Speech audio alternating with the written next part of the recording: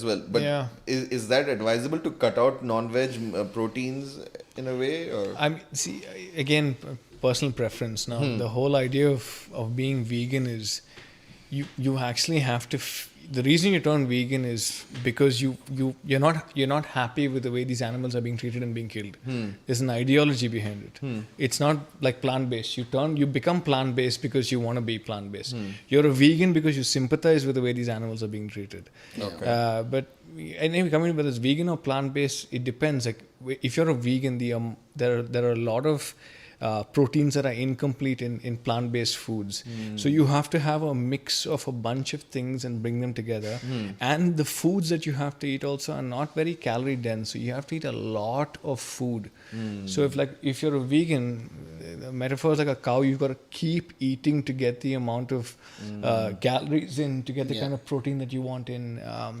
It's a lot of food. There was some documentary which he was a part of where he was kind of justifying that, oh, actually, I'm doing better than ever being on the vegan diet. We're all screwing up eating meat. Yeah. But I mean, I don't agree with that, quite honestly. Yeah, not because of I like meat. I do like meat. Don't get me wrong. But an uncle of mine, he turned vegan and he had a lot of deficiencies because he's much older. Yeah. He started when he was much later as well. He started at 50, and like he's 65 now, and like his nerve.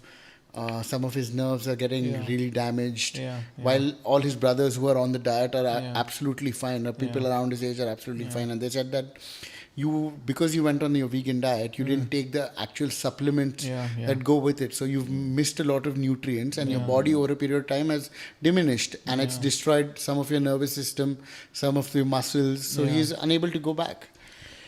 Yeah, I mean, that's another thing to being vegan. Like, if you're not on point with your supplementation, it's problematic. But then again, like, if you're on a vegan diet, do you have a sports nutritionist who's going to help you with the supplementation? So the case is it's going to end up like your uncle that you were talking about. Exactly. But it doesn't have to be like his. Unfortunately, is a bad case where he didn't know. But I'd say the best way to eat is the way your parents, your grandparents, your forefathers have eaten. For example, if they've grown up on like rice and dal, and they've lived till their 80s and their 90s, and they're cancer free and they're disease free, please eat your rice and dal.